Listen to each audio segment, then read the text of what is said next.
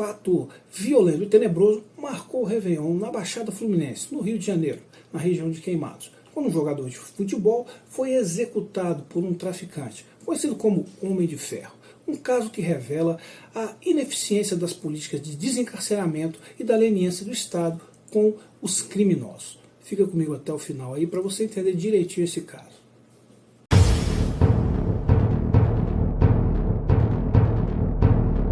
Fala, meus amigos, bem-vindos ao meu canal. Sou Luiz Fernando Ramos Aguiar, sou especialista em segurança pública e atuo na Polícia Militar do Distrito Federal há mais de 26 anos. Ou seja, tenho uma boa experiência nessa área para falar com vocês sobre o assunto. Já deixa aí sua curtida e não deixe de seguir o nosso canal. O fato aconteceu na Baixada Fluminense, no Morro de Queimados, no Rio de Janeiro. O jogador de futebol, conhecido como Cauã Galdino Florencio, de apenas 18 anos, foi executado por um traficante, Márcio Lucas Souza, conhecido como Homem de Ferro. O traficante de 31 anos é acusado de ter assassinado Galdino no baile de Réveillon. Toda a confusão teria ocorrido porque acidentalmente Cauã teria pisado no pé do traficante, o que para ele foi uma ofensa terrível. Mesmo depois de ter pedido desculpas, o jogador não foi perdoado e acabou executado. O traficante, junto com seus comparsas, levaram o Cauã até a parte alta do morro de Queimados, onde ele desferiu 2 disparos contra o jogador de futebol. Uma verdadeira barbárie.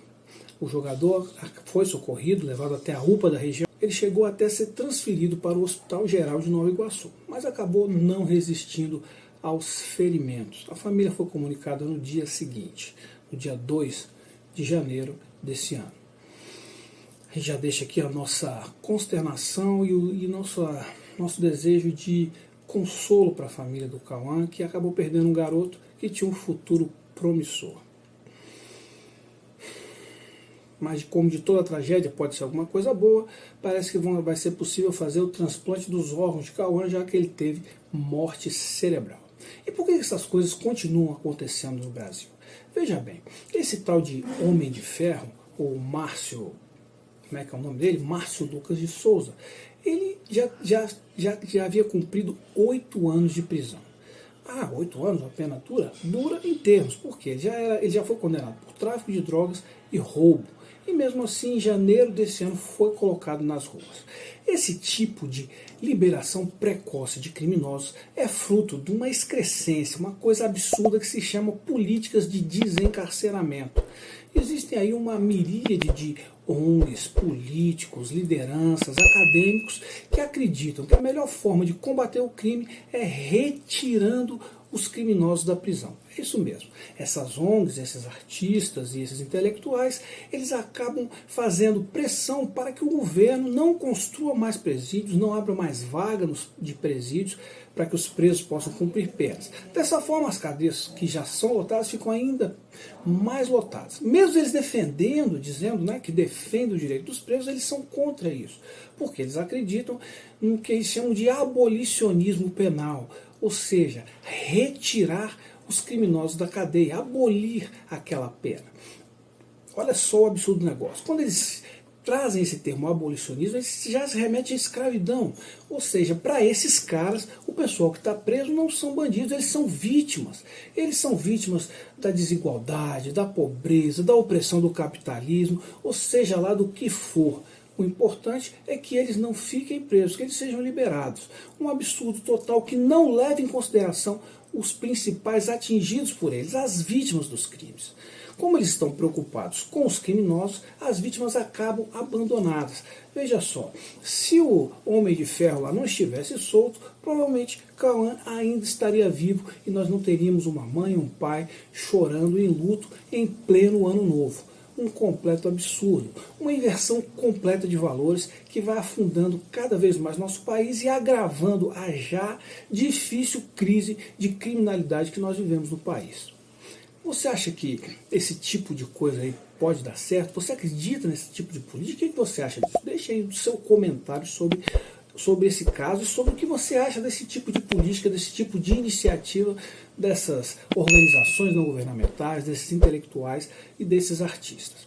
Como esses caras dominam o mainstream, a mídia principal, a mídia legada, a chamada antiga grande mídia, eles acabam dominando o discurso. E às vezes até você acaba acreditando que isso é verdade. Para fazer esse tipo de defesa, como é que eles atuam? Eles mostram fotos de presídios superlotados, né? com aqueles presos ali com a mão para fora da grade, e a gente, como é humano, olha aquilo e acaba até se comovendo, achando que, poxa, realmente isso aí não é certo. Eles utilizam a desculpa de que a prisão não conserta ninguém, que ela não ressocializa. Mas veja só, um indivíduo como esse Homem de Ferro, que só porque um cara pisou no pé dele, vai lá e dá 2 tiros no cara e mata, executa a sangue frio, será que esse cara já fez parte da sociedade? Será que em algum momento da vida dele já foi socializado? Como é que nós vamos ressocializar alguém que nunca foi socializado? Que ao contrário, é brutal, é bárbaro, é um cara completamente violento e, no sentido mais literal da palavra, é mau.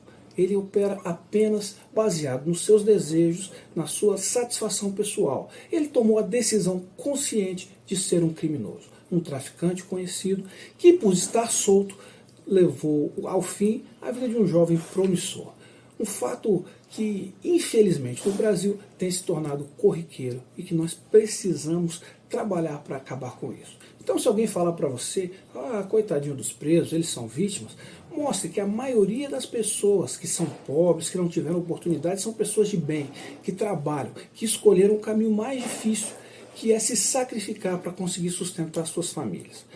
E essa é a maioria da população brasileira em geral, inclusive ou principalmente daquelas que vivem em comunidades pobres, porque a maioria das pessoas que moram em comunidades pobres são pessoas de bem, pessoas honestas, pessoas que vão à igreja, pessoas que cuidam dos filhos, pessoas que pegam 2, 3 condições para chegar ao trabalho e conseguem dessa forma sustentar suas famílias e viver de modo digno, muito diferente de cidadãos como esse aí, o Homem de Ferro. Olha só o apelido do cara, Homem de Ferro, como se ele fosse um herói, que é outra coisa que mostra a perversão de como as pessoas enxergam a criminalidade no Brasil e os criminosos.